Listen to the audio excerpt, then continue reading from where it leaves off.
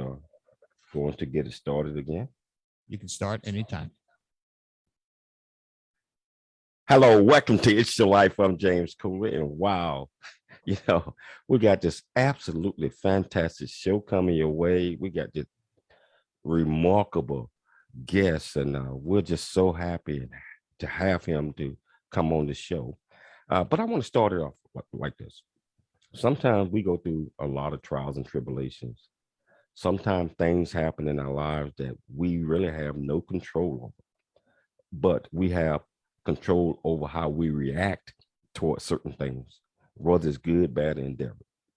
Attitude means a lot, and just thinking things out and without panicking, regardless of the situation, will sometimes put us in a better and safer place where we can deal with whatever is going on in life sensibly. So this guest today, trailblazer, so many things that has happened in his life that continue to happen, and he is, just fighting right through it, inspired, inspirational. He's a winner. Just sum it all up, he's a winner. And so his name is Terry Tucker, and we're going to talk with Terry in a few minutes. But first of all, I'd like to say to my great co-host, Michelle, how are you doing today? Doing good, James. Doing great. Today, we are in our Fort Worth studio. I'm talking about our home studio today. I know we're all over the place every time you guys see us, but we decided to stay home. And we got this guest. It's like I said, doing my research, I have learned just in the last day or so, just reading some of the things that this young man is doing, is to be still, to be thankful, to be grateful, and also hold your head up, maintain a positive attitude. With that being said, Michelle, can you please tell our listening audience what's the title of today's show? Yes. The title of today's show is Motivational Check, inspiring people to lead uncommon lives. And the purpose of the show today is getting to know the background of motivational speaker and author Terry Tucker. Talk about his website, Motivational Check, and learn about the 4 truths that guide his decisions in life. And talk about his book titled Sustainable Excellence, 10 Principles to Leading Your Uncommon and Extraordinary Life. Can you please introduce this great man? Yes, Terry Tucker. Terry Tucker is an international podcast guest on the topics of motivation, self-development, and mental health. He has a business administration degree from the Citadel, where he played NCAA Division I college basketball, and a master's degree from Boston University. In his professional career, Terry has been a marketing executive, a hospital administrator, an undercover narcotics investigator, a SWAT team hostage negotiator, a high school basketball coach, a business owner, a motivational speaker, and for the past 10 years, a cancer warrior. He is the author of Sustainable Excellence, 10 Principles to Leading Your Uncommon and Extraordinary Life. Terry has also been featured on Authority, Global Thrive, and Human Capital Leadership magazines. He and his wife have lived all over the United States and currently reside in Colorado with their Wheaton Terrier, Maggie. In 2019, Terry started the website Motivational Check to help others find and lead their uncommon and extraordinary lives. The James Cooley Show, It's Your Life, welcomes Mr. Terry Tucker. Welcome to the show, Terry. Welcome to the show, my friend. How are you doing? How are you doing? I am great, James. I appreciate you and Michelle having me on, and I'm really looking forward to talking with you. Man, we're looking forward to chatting with you, man. You're such an inspiration, and I tell you, man, our listening audience will be inspired, and the listening audience, if you want to call in and talk to this great man, that's 1972-870-8704. Again, 972-870-8704. Terry, man, can you tell our listening audience a little bit about where you grew up and how the lessons your parents instilled in you that shape your life today?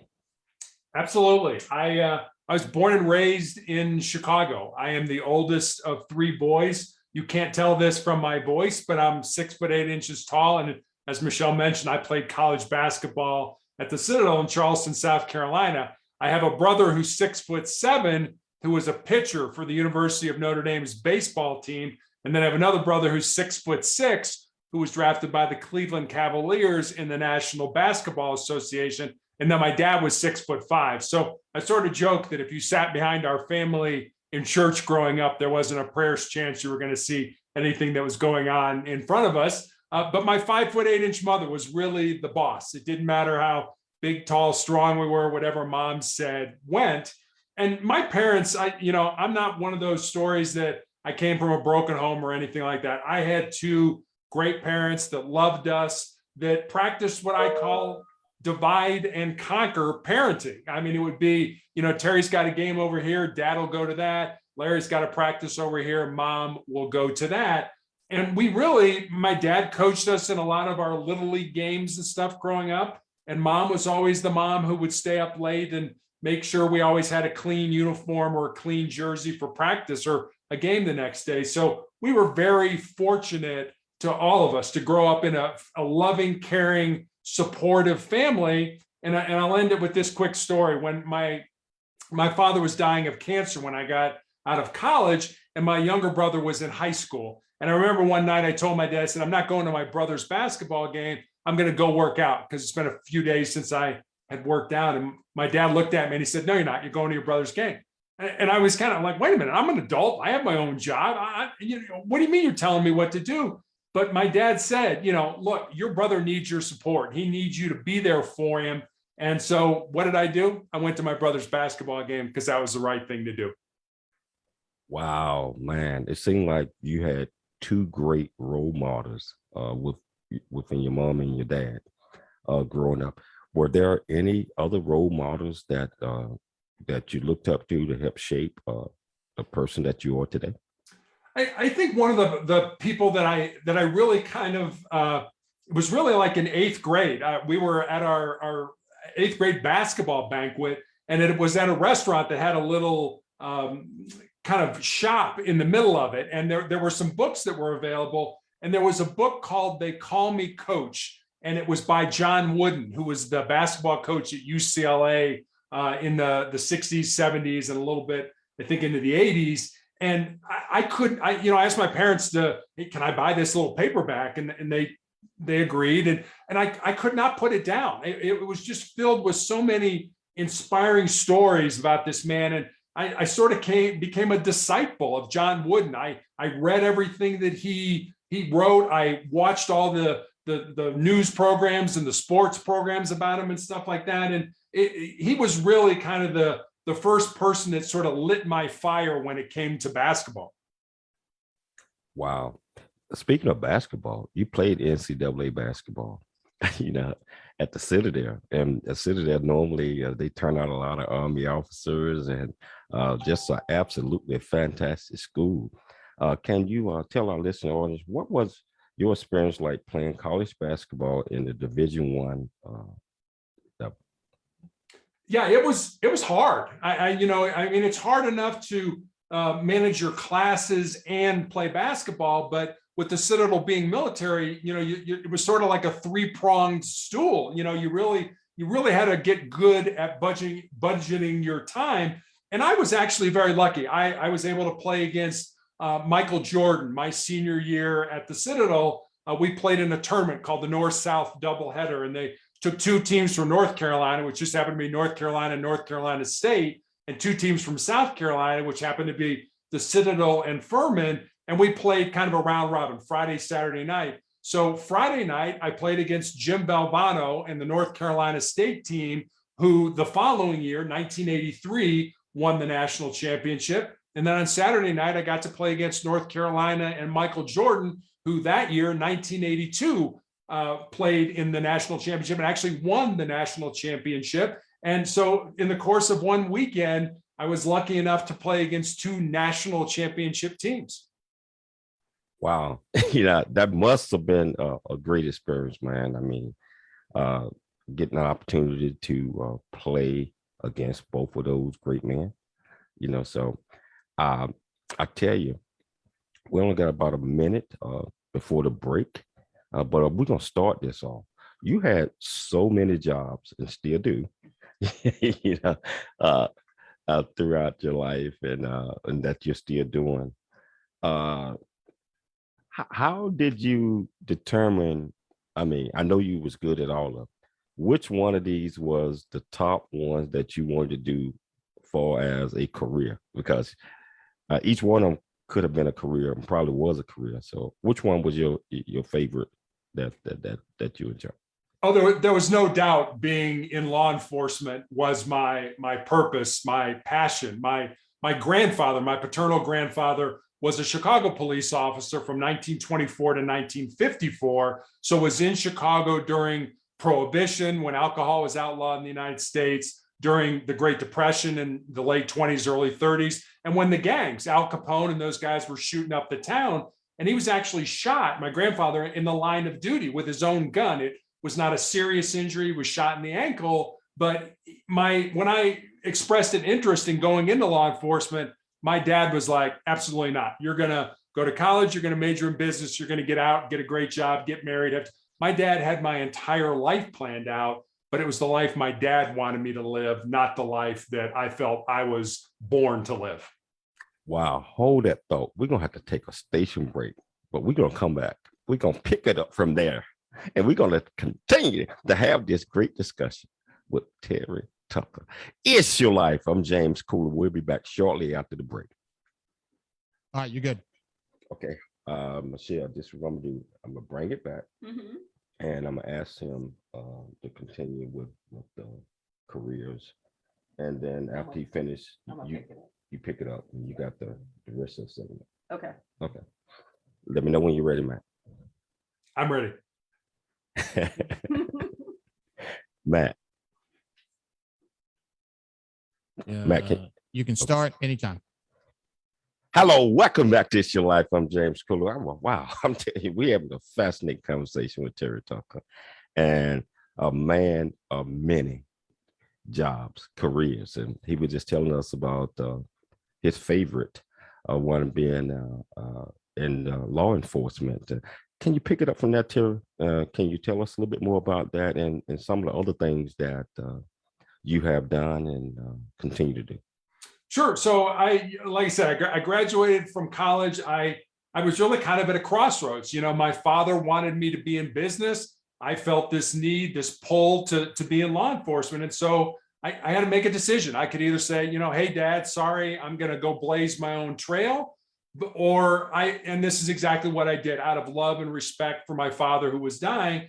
My first two jobs, if you look at my resume, are in business. I was in the corporate headquarters of Wendy's International, the hamburger chain, in their marketing department. And then I became a hospital administrator. And I sort of joke, I did what every good son did. I waited until my father passed away. And then I began to live the purpose for which I felt I was put on the face of this earth. And that was law enforcement. So I had a great career with the Cincinnati Police Department. I was an undercover narcotics investigator. I was a SWAT team hostage negotiator. And then my wife lost her job, and she's always been the primary breadwinner. And so we ended up moving to Texas, and I had to find something to do. And fortunately or unfortunately, my daughter got my height and she is 6'2". She went to the United States Air Force Academy to play basketball. And so I was very fortunate to coach her in high school. So I was coaching girls high school basketball, and I started a school security consulting business based on my training in SWAT and my education. And then in 2012, I was diagnosed with this very rare form of melanoma, of cancer. And I continued to do things. I started my blog, Motivational Check, and I also worked on a book that was eventually published in 2020. Wow. I didn't know you coached your daughter in basketball. I mean, you just taking all the skills and talents that you've learned throughout your life, you bringing it to your offspring. So you just mentioned about your battle with cancer, and you also mentioned Motivational Check. Let's start with your 10-year battle with cancer. Can you kind of tell our listeners, you know, the beginning story about that and also segue why you started the website Motivational Check? Sure. So 2012, I'm a girls' high school basketball coach, and I had a callus break open on the bottom of my foot. And initially, I didn't give it much thought because as a coach, you're on your feet a lot. But after a couple of weeks of it not healing, I made an appointment and went to see a podiatrist, a foot doctor friend of mine. And he took an x-ray and he said, Terry, I think you have a little cyst in there and I can cut it out. And he did. And he showed it to me. It's just a little gelatin sac with some white fat in it. No dark spots, no blood, nothing that gave either one of us concern. But fortunately or unfortunately, he sent it off to have it looked at in pathology. 2 weeks later, I received a call from him. And as I said, he was a friend. So the more difficulty he was having explaining what was going on, the more frightened I was becoming. And so finally, he just laid it out for me. He said, Terry, I've been a doctor for 25 years. I have never seen this form of cancer. You have a rare form of melanoma that appears on the bottom of the feet or the palms of the hands. And I recommend you go to MD Anderson Cancer Center in Houston to be treated. And so I did. And I had the cancer excised on the bottom of my foot. I had all the lymph nodes in my groin removed. And then when I healed, my oncologist put me on a weekly injection of a drug called interferon to try to help keep the disease from coming back. The side effects of the interferon were that it gave me severe flu-like symptoms for 2 to 3 days every week after each injection. And I took those weekly injections for almost 5 years. So imagine having the flu every week for 5 years. And that wasn't a cure. That was just, as my oncologist used to say, we're trying to kick the can down the road to buy you some more time. 2017, I ended up being in the intensive care unit with a body temperature of 108 degrees, which is usually not compatible with being alive due to the toxicity of the interferon. So I had to stop the drug, and almost immediately the cancer came back in the exact same place on my foot where it had presented 5 years earlier. And that led in 2018 to the amputation of my left foot. The cancer worked its way up my leg into my shin in 2019, requiring 2 more operations. And then 2020, I had an undiagnosed tumor in my ankle that grew large enough that it fractured my tibia, my shin bone. And my only recourse right in the middle of the pandemic was to have my left leg amputated above the knee. And I also found out I had tumors in my lungs, which I'm currently being treated for. And you asked about Motivational Check, and I know I'm kind of rambling on, so I'll cut this here in a minute. But Motivational Check was one of those things where I was laying in bed at night after having my amputations, and it was like, okay, God, what do you want me to do? Where am I going? I'm sort of at a crossroads in my life. And there's that old joke that goes, when we talk to God, it's called prayer. When God talks to us, it's called schizophrenia. So I'm not going to say it here and tell your audience that God ever talked to me. But I think what God did was put people in my life that said, hey, Terry, you ought to start a blog. And enough people said that I did. And I started the blog, and I was looking for a name, and Motivational Check was the name that I chose. Wow.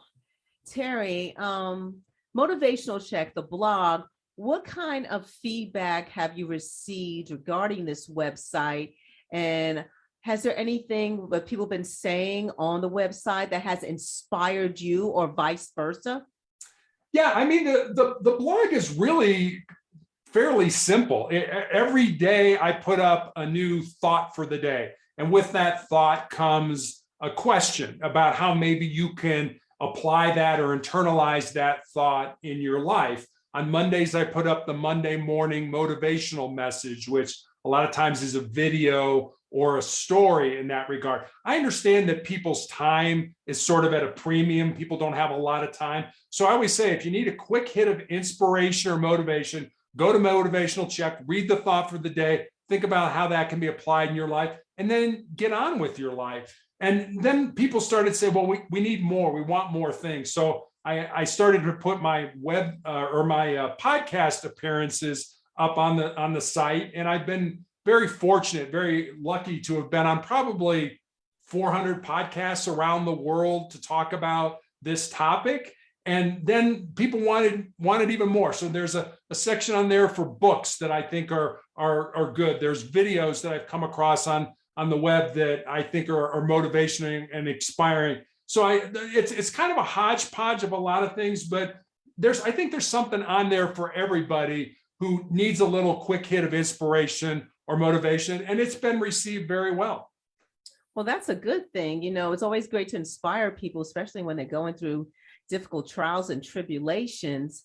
From the time you got diagnosed with your cancer diagnosis to the amputation, did you have a point in your life where you felt hopeless or just helpless? And if so, how did you shift that mentality? I have. I am, I go on these podcasts and I give talks on motivation and the need to keep moving forward. But I mean, there's no S on my chest. I don't wear a cape and fly around or anything like that. I have bad days just like everybody else does. I cry, I get down, I feel sorry for myself.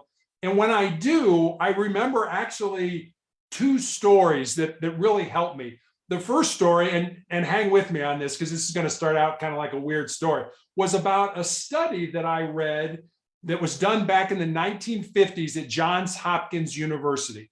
And it was a very simple study. This professor took rats and he put rats in a tank of water that was over their head. And he wanted to see how long the rats could tread water before they sank and drowned. And the average rat treaded water for about 15 minutes. And just as they were ready to go under, the professor reached in, grabbed them, pulled them out, dried them off, let them rest for a while. And then he put them back in that exact same tank of water. And the second time around, those rats treaded water on average for 60 hours. So think about that. First time, 15 minutes. That's all I can do. Second time, I can go 60 hours, which said to me two things. Number one, the importance of hope in our lives. We have to believe that our lives, whatever we're doing, that somewhere down the road, our lives are going to get better. The things, regardless of what we're going through, there's a light at the end of the tunnel. And the second thing it taught me was the importance of realizing that our bodies can do so much more than we ever thought they could do. And the second story kind of dovetails with that study. And it's about what the Navy SEALs call their 40% rule. And my wife happens to work with a young man who's a former Navy SEAL who's kind enough to call me on my off weeks of treatment just to check up on me. And sometimes we'll talk about the 40% rule, which is very simple. All it says is that if you're at the end of your rope, you don't think you can go on, you're in that hopelessness and helplessness part of your life, that you're really only at 40% of your maximum. And you still have another 60% left to give to yourself. So whenever I get into those, like I say, and I do, those dark places, those ugly places, those I feel sorry for myself places, I think about those two stories and they help me to move forward in my life. Man, you're such an inspiration. You talk about the 4 truths. And I read through that earlier. And I know we got to take a break right now, but when we come back from the break, I want to delve off into that, and so our listening audience can get a better understanding. So listening audience, you want to be part of the conversation? That's 972-870-8704. We're going to take a station break, but we're going to come back and continue this great conversation with Terry Tucker. It's your life. I'm James 𝐂𝐓. We'll be back shortly after the break. All right, you're good. Okay. How you feel, Terry? I am great. Thank you. Man, fascinating, man. You think it's going well? Is there anything you'd like me to? It's going very Man, well. it's going extremely well. It's going extremely well. We're going to pick it up. And first of all, I'm going to start off with the common denominator. If there are any common denominators that have helped you overcome the traumatic that you face in life. And then I want to talk about some trials and tribulations, and then go off into the 4 truths, if that's okay with you. Perfect. Okay. And then this book. Yeah, we certainly going to talk about it. Mhm. Are ready, Matt? Stand by. You can start anytime. Welcome back to the James 𝐂𝐓 Show. It's your life.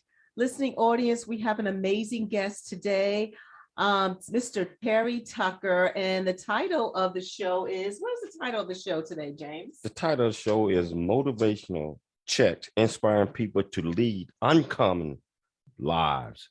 And I tell you, this great guest is so inspirational, and it's just the motivation, enthusiasm that he is portraying.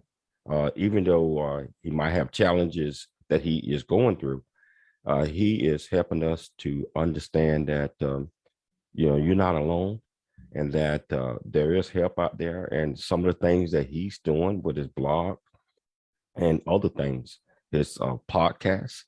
I mean, Terry, man, thank you, man. We all need stuff like that. We all need that type of inspiration. Terry, I know there are many things that are happening, but is there any common denominators that have helped you overcome the traumatics that you have faced in life? It's kind of hard to be prepared for stuff like that because we never know that they're coming our way.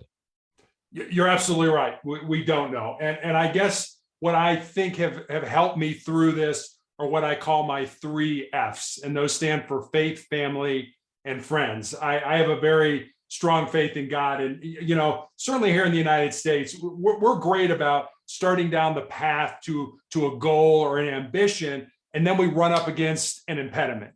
And, we're like, oh, okay, well, I got to quit because I've run up against this impediment. But we don't just quit. We want to blame somebody. We've got to find somebody to blame, whether it's our parents or our boss or our station in life, whatever that is. And when I got cancer, I had people that were like, well, you got cancer. Who do you blame? I'm like, what do you mean? Who do I blame? I don't blame anybody. I mean, I got cancer and these are my cards and I have to play them. Like, well, you must blame God.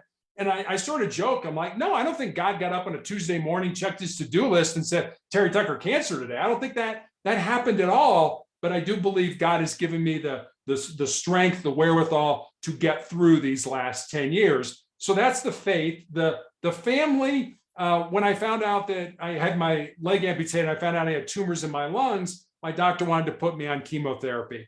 And I asked him, I said, look, is it going to save my life? And he was like, probably not, but it may buy you some time. I said, well, if the outcome is going to be the same as if I don't take it, I don't really think I want to do this, but I'll go home and talk to my family. And so I go home and it's just my wife and daughter and I start telling them what's going on. And my daughter's like, all right, we need a family meeting. I'm like, family meeting, there's 3 of us. It's not like we got a board here or something like that, So we ended up sitting around the kitchen table and discussing how we each feel about me taking chemotherapy. And then my daughter's like, all right, let's take a vote. How many people want dad to have chemotherapy? And my wife and daughter raised their hand. And I was like, wait a minute, am I getting outvoted for something I don't want to do? But I remembered back in the police academy when our defensive tactics instructor used to have us bring a photograph of the people we love the most to class. And as we were learning to defend ourselves, we were to look at that photograph because he reasoned you will fight harder for the people you love than you will fight for yourself. So I ended up taking chemotherapy because I love my family, quite honestly, more than I love myself. So that was the family part of it. And then finally, the friends situation. You really find out who your friends are when you have a terminal or a chronic illness in your life.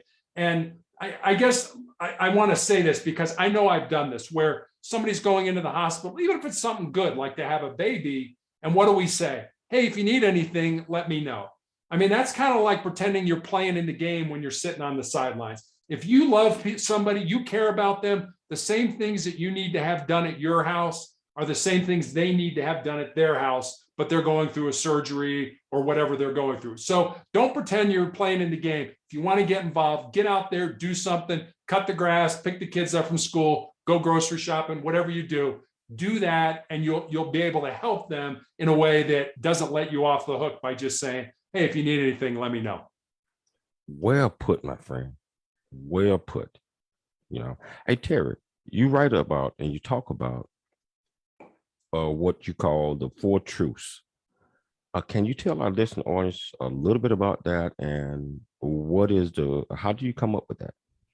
Yeah, the 4 truths are just things that I've learned certainly over my life, but I think have really kind of come into focus over these last 10 years with cancer. And I have them on a Post-it note here on my desk. I've written them out. They're 1 sentence each, and I'll give them to you, and I'll give you a quick explanation. The first one is you need to control your mind, or your mind is going to control you. when I was in high school, I had three knee surgeries when I was in high school. And when I went back playing basketball after those knee surgeries, my mind was putting all kinds of negative thoughts into my brain.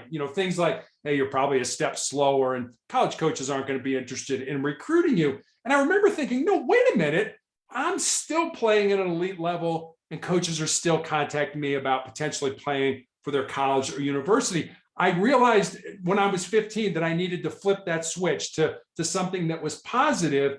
And if you think about it, our brains can hold one thought at a time. Why would you want to make that a negative thought? So that's the first one. Control your mind or it's going to control you. The second one is embrace the pain and the difficulty that we all experience in life and use that pain and difficulty to make you a stronger and more determined individual. Our brains are hardwired to avoid pain and discomfort and to seek pleasure. So to the brain, the status quo, the way things are right now, are good and should just be left alone. The problem with that is the only way we're going to grow, the only way we're going to get better, the only way we're going to improve is if we step outside that comfort zone and we do things that make us uncomfortable. And so I guess I would make this suggestion to your audience. Do one thing every day that scares you, that makes you nervous, that makes you uncomfortable, that is potentially embarrassing. It doesn't have to be a big thing, it can be something small. But if you do those small things every single day, when the big things in life hit us, and they hit us all, you'll be so much more resilient to be able to handle those than somebody who just kind of casually goes through life. So that's number two. Number three is kind of what I call a legacy truth. And it's this: what you leave behind is what you weave in the hearts of other people.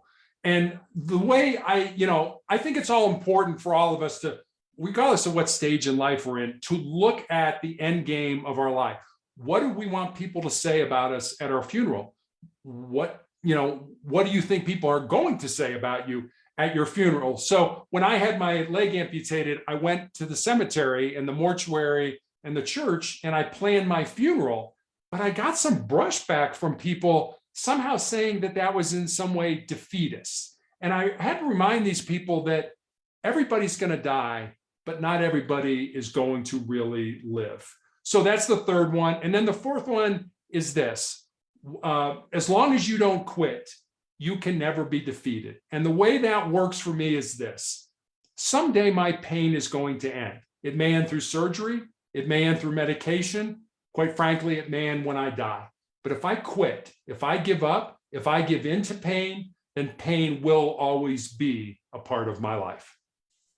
Wow, those are amazing four truths, Terry. This is really inspiring, listeners, and I'm going to segue into the book you wrote called Sustainable Excellence: 10 Principles to Leading Your Uncommon and Extraordinary Life. Can you tell us why you wrote the book and just summarize what the book is about?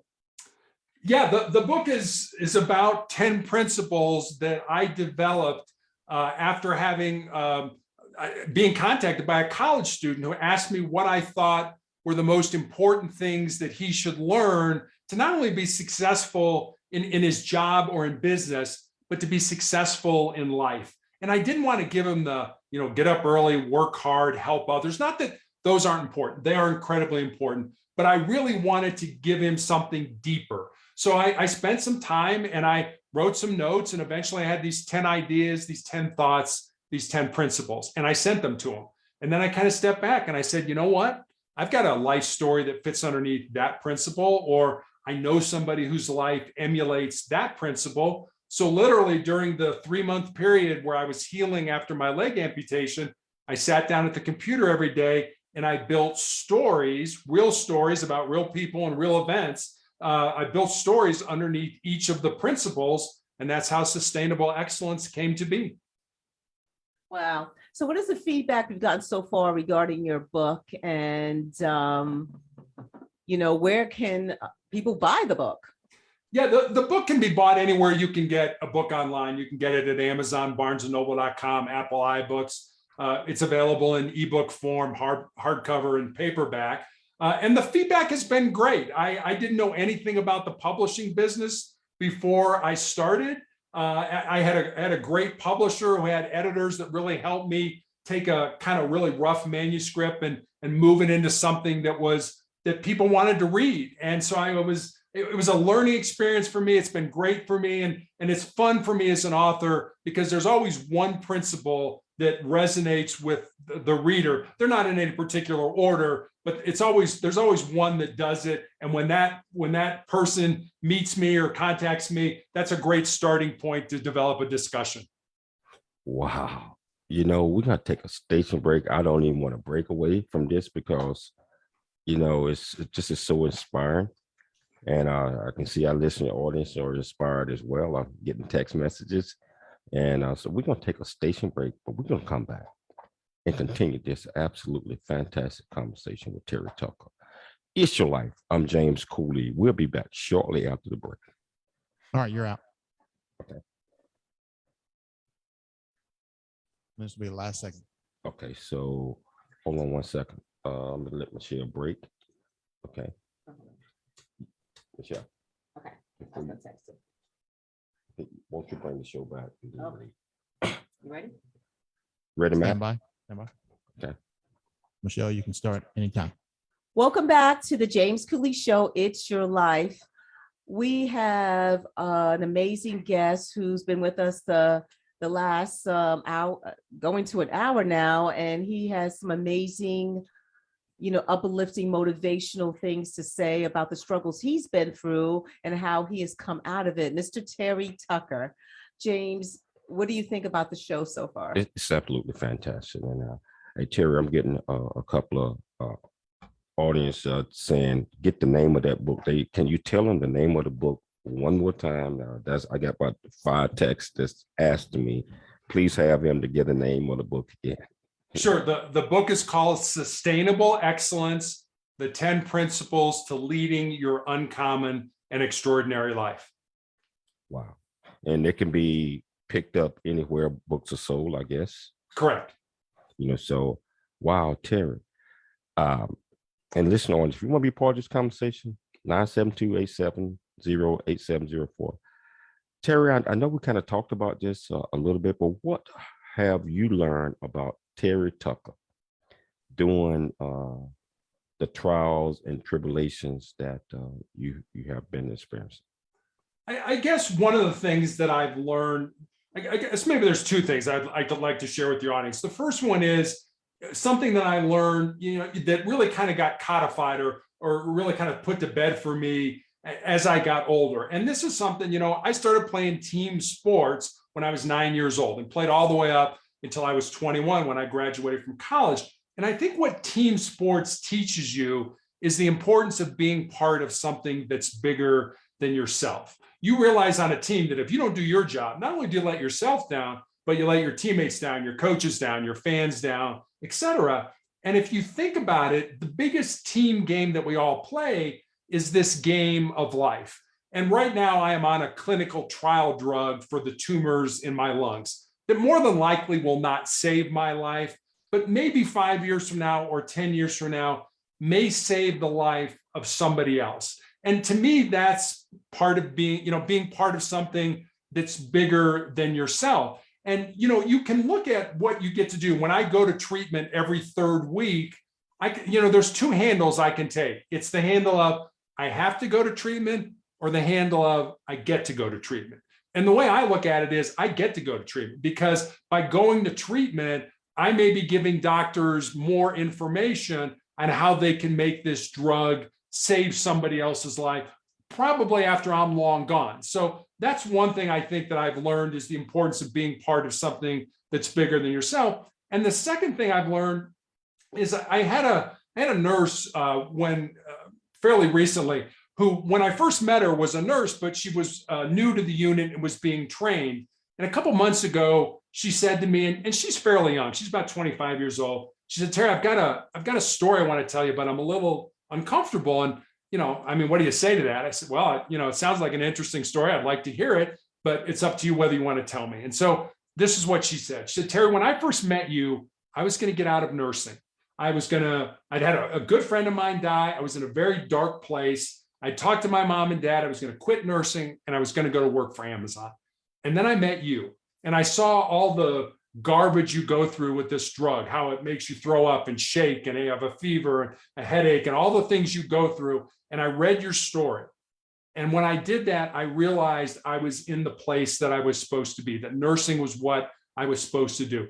Now, if she would have never shared that story with me, I would have had no idea that my life had a positive impact on her. So I think there's people out there, regardless of who you are or what you do for a living, that would do anything, that would trade places with you in a heartbeat. And I'll go back to a quote from John Wooden that went like this: "A careful person I want to be, a little person follows me. I dare not go astray for fear they may go the same way." So whenever you get into that part of your life where you're thinking, oh, my life isn't any good, or, I'm telling you right now, there's people out there that you don't even know who they are that would trade places with you in a heartbeat. Wow. Terry, getting back to your book, what message do you want to convey for people who have already read your book or people like me that's going to be reading your book? Yeah, that's, why did I write the book? I wrote the book to try to make a difference in people's lives. And like I said, I'd never been in publishing before. I'd never written a book before. So when the book was published, I was like, well, I guess I got to sell books. I got to sell books. I got to sell books. And I had a best-selling author, a business author over in the United Kingdom, who kind of reached out to me and sort of pulled me aside. And he said, "Terry, you're totally missing the point here. Your job is not to sell books. Your job is to help people. If you help people, your books will sell themselves." So I don't spend a lot of time, looking at the numbers, how many books are sold or anything like that. I just want people to be able to take these 10 points, these 10 principles, and apply them in their lives. I mean, there's a principle in there about the importance of love. There's a principle in there about the importance of failing in your life, especially when you're young. People are like, well, I don't like to fail. I just want to be successful. Well, I've got news for you. Anybody that's successful will tell you the road to success is paved with failure. So don't be afraid to fail, especially when you're young. There's a principle in there, and the one that resonates with me, because I've done it, is this: most people think with their fears and their insecurities instead of using their minds. And I know I've done that. I want to do that, but what are people going to say about me? Or maybe I'm not good enough to do that. That's thinking with your fears and your insecurities instead of using your mind, which, hey, I should do that because it's good for me. I'll grow in some way. There's a chapter in there about you are the person that you're looking to become. You may not be that person right now, but you are that person. You just haven't gotten there yet. So there's really kind of all kinds of things in there for people at different stages in their life. And I just hope that in some way that book can make a difference in people's lives. Wow. Hey, Terry, we all are born with purpose. I believe that everybody that God created is born with purpose. What do you think your purpose was and still is that God has planted on your heart, that this is what I want you to do? Can you tell this audience a little bit about that? Sure. So I think my purpose has evolved over time. And I guess maybe before I start this, I think it's important to say this. A lot of times we think our purpose has to be our job. This is what I do for a living. It's my purpose. It doesn't. I mean, your job could be over here and that's what you do to pay the bills, but your purpose is over here. And that is to write or to paint or to be an activist or to volunteer or whatever it is in your heart that you feel you're supposed to do. And I think my purpose early on in life was basketball. I mean, I lived it, I ate it, I drank it, I slept it. I mean, it was my purpose. And then I believe my purpose, my focus shifted to being in law enforcement. And now, as I'm probably coming to the end of my life, I believe my purpose is to put as much goodness, as much positivity, as much love back into the world as I can. And, my doctor showed me my CAT scan back in 2020 when I had the tumors in my lungs and I had my leg amputated. And I have no medical background, so I don't really know how to read a CAT scan, but there was fluid all around the sac of my lungs. There was these big tumors in there. And I remember looking at my doctor and saying, how was I alive? And he kind of shook his head and he said, I don't know how you were alive, which said to me was, God's not done with me yet. When I die, how I die, where I die, way above my pay grade. So I don't spend a lot of time worrying about dying. I just spend time now trying to put as much goodness, positivity, and love back into the world. Wow. Hey, Terry, can you tell our audience, listening audience, what are two main takeaways that you want them to take from this discussion? I guess let me tell you a quick story. I've always been a big fan of Westerns growing up.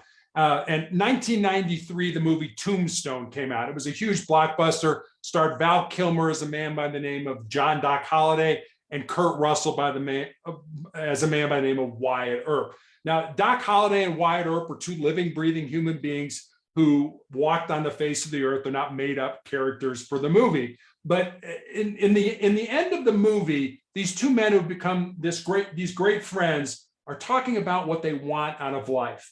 And Doc says, I was in love with my cousin when I was younger, but she joined a convent over the affair, but she's all I ever wanted. And then he looks at Wyatt Earp and he says, what about you, Wyatt? What do you want? And Wyatt says, I just want to lead a normal life. And Doc looks at him and says, there's no normal, there's just life, and get on with living yours. Michelle, James, you and I mean, we all know people who are sitting out there saying, you know what, when this happens, I'll have a normal life. When that happens, I'll have a successful life. When this happens, I'll have a significant life. What I'd like to leave you with is this. Don't wait. Don't wait for life to come to you. Get out there, find the reason you were put on the face of this earth, use your unique gifts and talents, and live that reason. Because if you do, at the end of your life, I'm going to promise you two things. Number one, you're going to have a whole lot more peace in your heart. And number two, you're going to be a whole lot happier. Terry, we're down to the last 30 seconds of the show. How can people get in touch with you if they wanted to reach out to you? You can get in touch with me through my blog. Motivationalcheck.com will get you to me. Terry, this has been an absolute pleasure, my friend. And I'm going to extend another opportunity because I really like your story. I like your motivation. So I'm going to invite you back on the show if you have time to come. Absolutely. Thank you. Talk to our audience. So I like to thank Terry Tucker for taking the time to come on the James Cooley Show. It's Your Life. I got to always thank my great and fantastic co-host, Michelle Cooley, my great producer, Matt Swindler. Most importantly, our listening audience, thank you. Keep in mind that we're always looking for sponsors so we can continue to bring great guests like we had with Terry Tucker and to keep the show going. So I tell you, I want everybody to, hug yourself, understand that you got purpose, understand that God is not through with you, and keep in mind, it's your life. It's your life, and we'll be back next week with It's Your Life. I'm James Cooley. Talk to you later. All right, good. Terry, man, that was absolutely fantastic, man. Well, thank you. That was fantastic. Let me switch over to this because I know Matt is getting ready to turn the studio off, man. But man, your story and you are so inspiring, my friend. It's a couple other shows that, if that's okay with you, I'm gonna recommend you for if you have time to do them. Oh, absolutely. I would love that. Thank you. A couple of my friends that have other shows as well. I think you would be absolutely fantastic for them. And let's communicate, man. I love your enthusiasm, the spirit. I can feel it. And we can just talk sometime. I mean, I would love that if we had an opportunity to do that. I would love that as well. And thank you so much, my friend. Well, thank you and Michelle both for having me on, and Matt, thanks for producing that. I loved your little boxes down here giving me a time frame, so that helped out a lot. You bet. So I tell you, man, we certainly want you on again, and you have a wonderful, wonderful day, my friend. Thank you. You all too.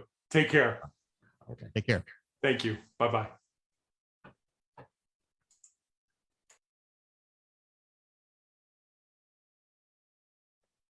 All right, James, you good?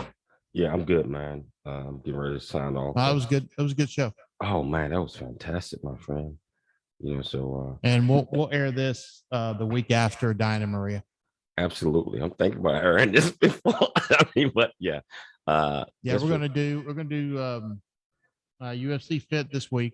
Yes. Donna Maria next week, and then on And- the 9th, in 2 weeks, we'll do this one with Terry Tucker. Yeah, and we will, man. And then you're going to be in. You're going to do it through Comrex next week, or you're going to be in California next week. No, I'm going to be here. I'm in California the week after that. I'm in California. Okay. The first week of April. It would be through Comrex, man. Okay. Unless we got an overseas guest. And Okay. but, yeah, no, this sounded great. Yeah, I like doing this through Comrex. So okay. So I'll tell you what, my friend. Hey, I might be reaching out. I don't think I'm gonna plan 2 shows next week. But probably the week after that or 2 weeks later. But okay. this is fantastic, and thanks so much. Man. So